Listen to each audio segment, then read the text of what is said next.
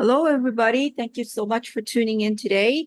We are continuing our book club reading of the Autobiography of a Yogi by Paramahansa Yogananda. And today we're going to start with chapter 31. So here we go. Chapter 31, an interview with the Sacred Mother. Reverend Mother, I was baptized in infancy by your prophet husband. He was the guru of my parents and of my own guru, Sri Yukteswarji. Will you therefore give me the privilege of hearing a few incidents in your sacred life? I was addressing Srimati Kashimoni, the life companion of Lahiri Mahasaya. Finding myself in Benares for a short period, I was fulfilling a long-felt desire to visit the Venerable Lady. She received me graciously in the home of the Lahiri family in the Gurudeswar Mohula section of Benares.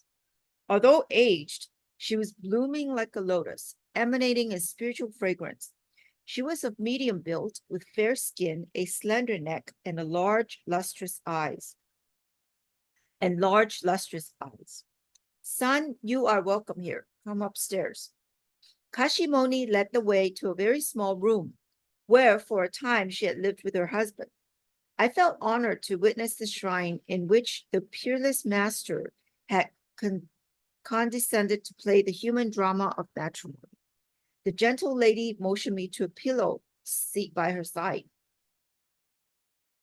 It was years before I came to realize the divine nature of my husband, a divine stature of my husband, she began. One night in this very room, I had a vivid dream. Glorious angels floated in unimaginable grace above me. So realistic was the sight that I awoke at once. Strangely, the room was enveloped in dazzling light. My husband, in lotus posture, was levitated in the center of the room, surrounded by angels. In supplicating dignity, they were worshiping him with palm-folded hands. Astonished beyond measure, I was convinced that I was still dreaming. Woman, Lahiri Mahasaya said, you are not dreaming. Forsake your sleep forever and ever. As he slowly descended to the floor, I prostrated myself at his feet. Master, I cried, again and again I bow before you. Will you forgive me for having considered you as my husband? I die with shame to realize that I have remained asleep in ignorance by the side of one who is divinely awakened. From this night, you are no longer my husband, but my guru. Will you accept my insignificant self as your disciple? There's a footnote about that. He forgot only. She forgot in him. It's from Milton.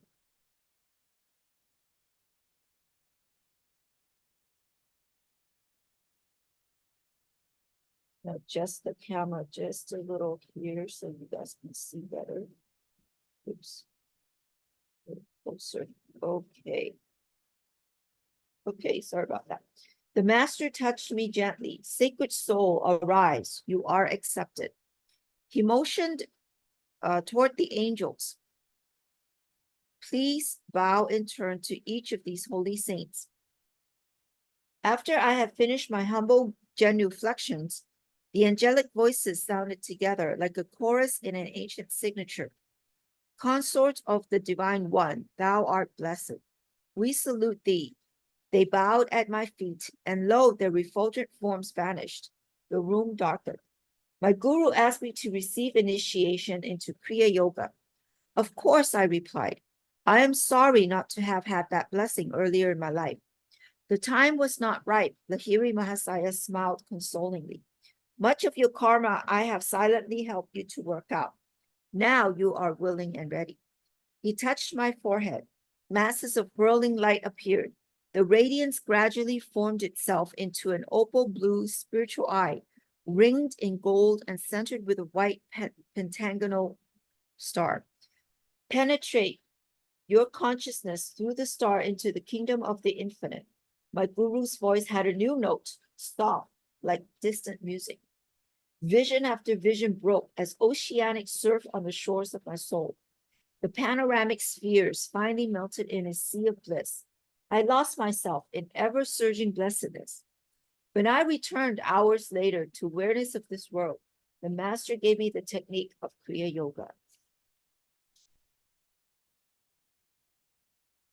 From that night on, Lahiri Mahasaya never slept in my room again, nor thereafter did he ever sleep. He remained in the front room downstairs in the company of his disciples both day and by night. The illustrious lady fell into silence. Realizing the uniqueness of her relationship with the sublime yogi, I finally ventured to ask for further reminiscence. Son, you are greedy. Nevertheless, you shall have one more story, she smiled shyly. I will confess a sin that I had committed against my guru husband. Some months after my initiation, I began to feel reborn and I began to feel forlorn and neglected. One morning, Lahiri Mahasaya entered this little room to fetch an article. I quickly followed him. Overcome by delusion, I addressed him scathingly. You spend all your time with the disciples. What about your responsibilities for your wife and children? I regret that you do not interest yourself in providing more money for the family. The master glanced at me for a moment, then lo, he was gone. Awed and frightened, I heard a voice resounding from every part of the room. It is all nothing, don't you see? How could a nothing like me produce riches for you? Guruji, I cried, I implore pardon 1,000,000 times. My sinful eyes can see you no more. Please appear in your sacred form. I am here. This reply came from above me.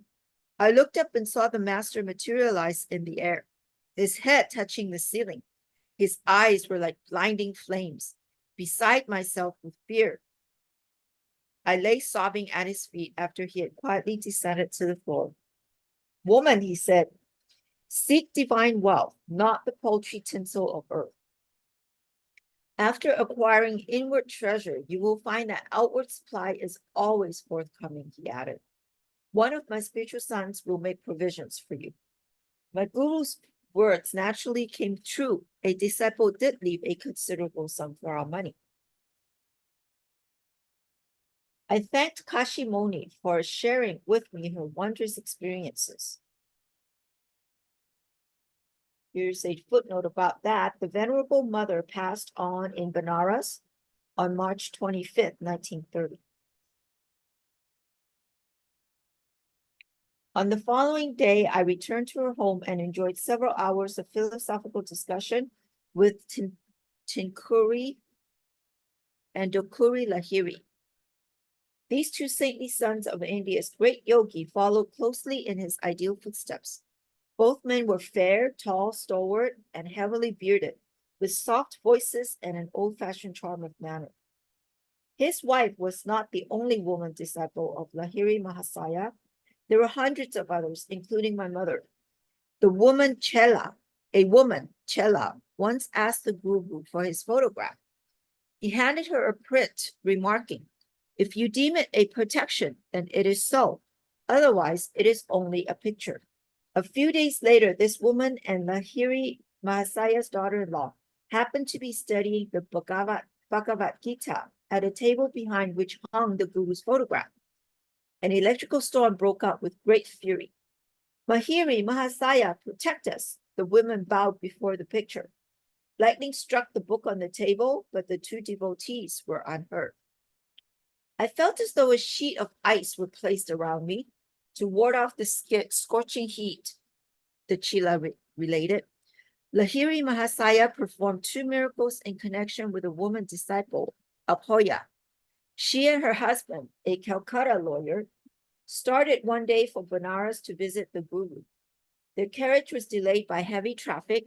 They reached the Howrah main station in Calcutta only to hear the Benares train whistling for departure.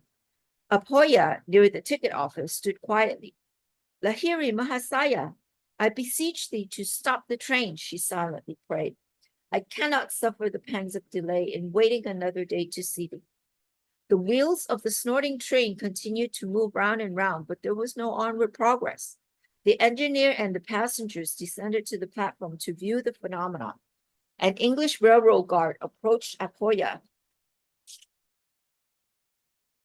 and her husband. Contrary to all precedent, the guard volunteered his services. Babu, he said, give me the money. I will buy your tickets while you get aboard. As soon as the couple was seated and had received the tickets, the train slowly moved forward. In panic, the engineer and passengers clambered again to their places, knowing neither how the train started nor why it had stopped in the first place. Arriving at the home of Lahiri Mahasaya in Benares, Apoya silently prostrated herself before the master and tried to touch his feet.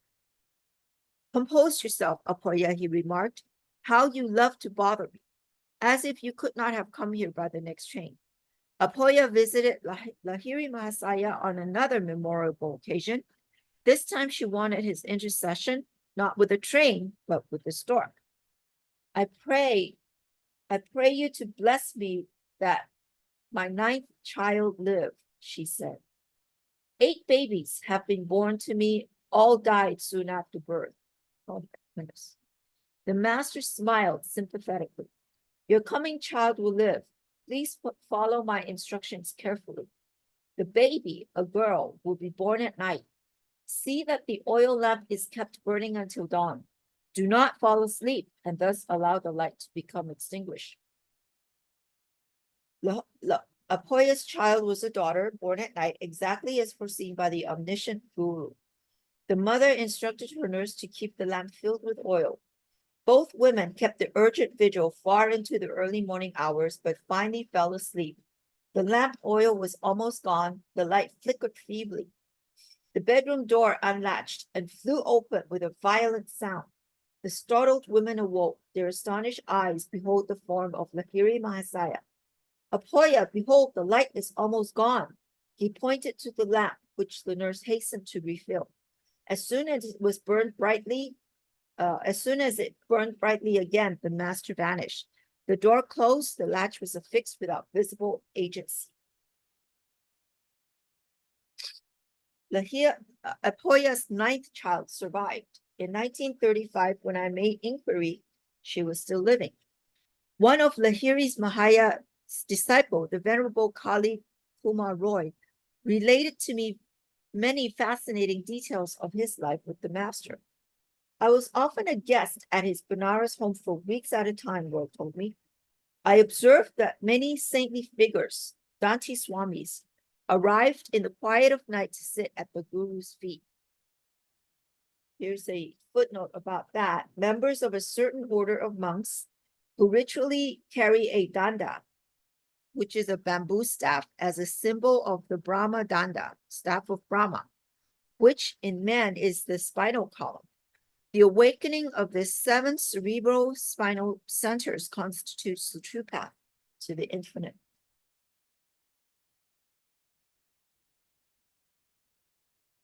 Sometimes they would engage in discussion of meditational and philosophical points. At dawn, the exalted guests would depart. I found during my visits that Lahiri Mahasaya did not once lie down to sleep. During an early period of my association with the master, I had to contend with the opposition of my employer. Roy went on. He was steeped in materialism.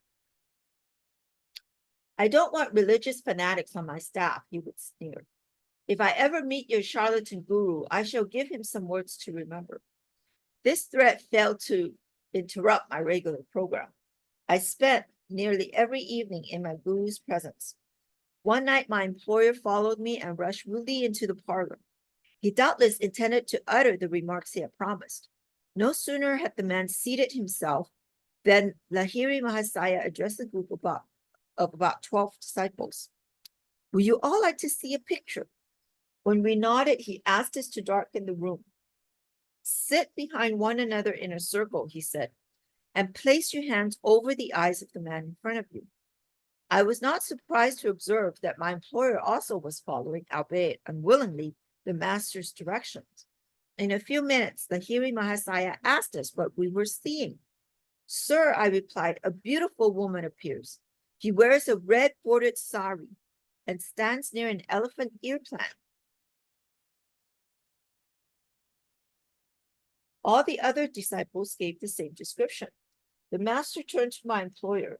Do you recognize that woman? Yes, the man was evidently struggling with emotions new to his nature. I have been foolishly spending my money on her, though I have a good wife. I am ashamed of the motives that brought me here. Will you forgive me and receive me as a disciple? If you lead a good moral life for 6 months, I shall accept you, the master added. Otherwise, I won't have to initiate you. For 3 months, my employer refrained from temptation. Then he resumed his former relationship with the woman. 2 months later, he died. Thus, I came to understand my guru's veiled prophecy about the improbability of the man's initiation. Lahiri Mahasaya had a famous friend, Srilanga Swami, who was reputed to be over 300 years old. The two yogis often sat together in meditation. Srilanga's renown is so widespread that few Hindus would deny the possibility of truth in any story of his astounding miracles. If Christ returned to earth and walked the streets of New York, displaying his divine powers, it would cause the same awe among the people that Srilanga created decades ago as he passed through the crowded lanes of Benares. It was one of the siddhas, perfected beings, who have cemented India against the erosions of time.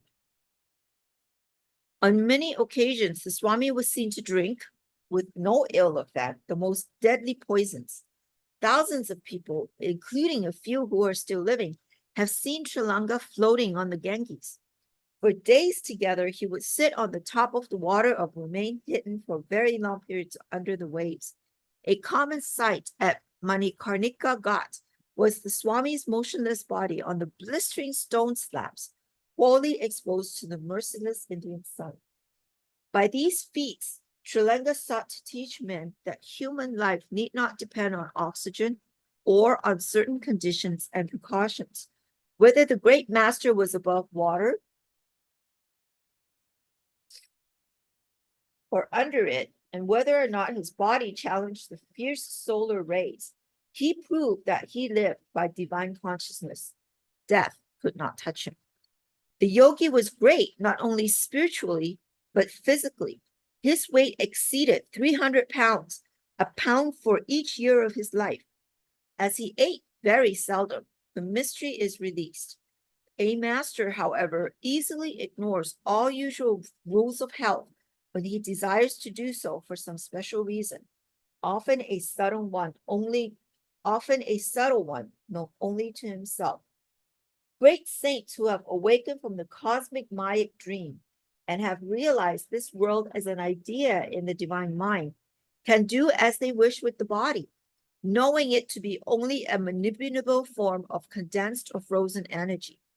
Though physical scientists now understand that matter is nothing but congealed energy, illumined masters have passed victoriously from theory to practice in the field of matter control.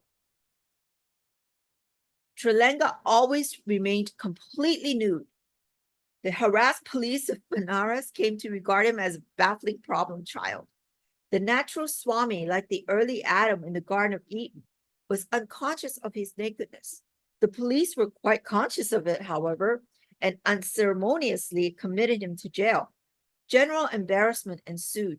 The enormous body of Srilanga was soon seen in its usual entirety on the prison roof. His cell, still securely locked, offered no clue to his mode of escape. The discouraged officers of the law once more performed their duty. This time, a guard was posted before the Swami's cell. Might again retired before right. The great master was soon observed in his nonchalant stroll over the roof. The goddess of justice wears a blindfold. In the case of Srilanga, the outwitted police decided to follow her example. The great yogi preserved a habitual silence. Here's a footnote about that. He was a muni or monk who observed mauna, spiritual silence. Sanskrit muni is akin to Greek monos, alone, single, from which are derived English words such as monk and monism. In spite of his round face and huge barrel-like stomach, Tralanga are occasionally. Tralanga ate only occasionally. After weeks without food, he would break his fast with potfuls of clabbered milk offered to him by devotees. A skeptic once determined to expose Tralanga as a charlatan. A large bucket of calcium lime mixture used in whitewashing walls was placed before the Swami. Master, the materialist said in mock reverence, I have brought you some clabbered milk. Please drink it. Tralanga unhesitatingly drank to the last drop the quarts of burning lime. In a few minutes, the evildoer fell to the ground in agony. Help, Swami, help, he cried. I'm on fire. Forgive my wicked test. The great Yogi broke his habitual silence. Scoffer, he said, you did not realize when you offered me poison that my life is one with your own. Except for my knowledge that God is present in my stomach, as in every atom of creation, this lime would have killed me. Now that you know the divine meaning of boomerang, never again play tricks on anyone. The sinner, healed by Tralanga's words, slunk feebly away. The reversal of pain was not a result of the master's will, but of the operation of the law of justice that upholds creation's farthest swinging orb. Here's a footnote about that. CF. I don't know what that means. Anyways, it's from 2 Kings chapter 2, verse 19 to 24. After Elisha had performed the miracle of healing the waters in Jericho, a group of children ridiculed him. And there came forth 2 she-bears out of the wood and tear 42 children of them. Oh boy.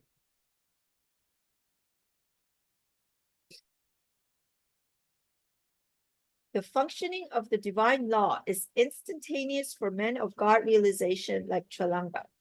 They have banished forever all thwarting cross-currents of ego.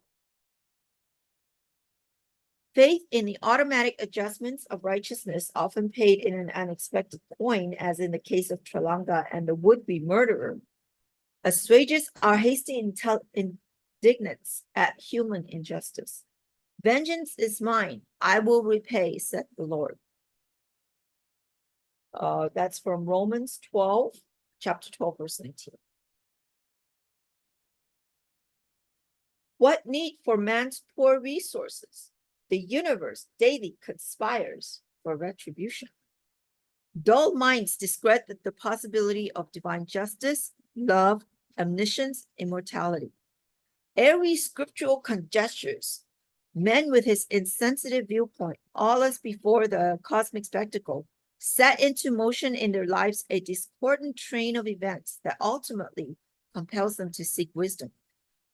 The omnipotence of spiritual law was referred to by Jesus on the occasion of his triumphal entry into Jerusalem. As the disciples and the multitude shouted for joy and cried, "Peace in heaven and glory in the highest," certain Pharisees complained of the undignified spectacle. "Master," they protested, "rebuke thy disciples." But Jesus replied that if the disciples were silenced, the stones would immediately cry out. That was from Luke chapter 19, verses 37 to 40. In his reprimand to the Pharisees, Christ was pointing out that divine justice is no figurative abstraction, and that a man of peace, though his tongue be torn from its roots, will yet find his speech and his defense in the bedrock of creation, the universal order itself. Think you, Jesus was saying, to silence men of peace? As well may you hope to throttle the voice of God, whose very stones sing his glory and his omnipresence. Will you demand that men not celebrate together in honor of the peace in heaven? Will you counsel them to gather in multitudes and express their oneness only on occasions of war on earth? Then make your preparations, O Pharisees, to overtopple the foundations of the world.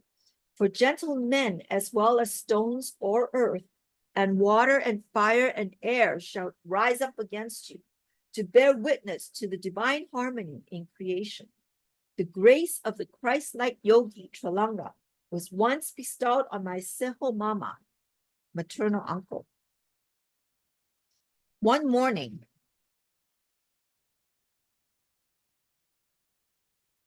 uncle saw the master amid a crowd of devotees at a Benares ghat. He managed to edge his way close to Tralanga and humbly to touch the yogi's feet. Uncle was astonished to find himself instantly freed from a painful chronic disease. Here's a footnote about that. The lives of Tralanga and other great masters remind us of Jesus's words. And these signs shall follow them that believe. In my name, the Christ consciousness. They shall cast out devils. They shall speak with new tongues. They shall take up serpents. And if they drink any deadly thing, it shall not hurt them. They shall lay hands on the sick, and they shall recover. Mark chapter 16, verse 17 to 18. The only known living disciple of the great yogi is a woman, Shankari Mai Jiu. Here's a footnote about that. The Bengali version of suffix G, denoting respect. Daughter of one of Tralanga's disciples, she received the Swami's training from her early childhood. She lived for 40 years in a series of lonely Himalayan caves near Badrinath, Kedarnath, Amarnath, and Pasupatinath.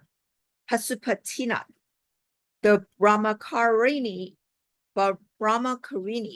which is a woman ascetic, born in 1826, is now well over the century mark. Not aged in appearance, however, she has retained her black hair, sparkling teeth, and amazing energy. She comes out of her seclusion every few years to attend the periodical melas or religious fairs. The woman saint often visited Lahiri Mahasaya. She has related that one day in the Barakpur section near Calcutta, while she was sitting by Lahiri Mahasaya's side, his great guru Babaji quietly entered the room and held converse with them both. The deathless master was wearing a wet cloth, she recalls, as though he had just come from a dip in the river. He blessed me with some spiritual counsel. Tralanga, on a certain occasion in Benares, forsook his usual silence in order to pay public honor to Lahiri Mahasaya. One of Tralanga's disciples objected. Sir, he said, why do you, a Swami and a renunciant, show such respect to a householder? My son, Tralanga replied, Lahiri Mahasaya is like a divine kitten, remaining wherever the cosmic mother has placed him. While dutifully playing the part of a worldly man, he has received the perfect self-realization which I have sought by renouncing everything, even my loincloth. Here's a picture of Shankari Mai Jiu. And let me move the camera out a little bit so you could see. Okay. This is a yogini, which is a woman yogi, disciple of Tralanga Swami. That's her right there. She is known here with 3 representatives from the YSS school in Ranchi at the Kumbh Mela in Hardwar in 1938. The yogini was then 112 years old. Here's a picture of her. And that's the end of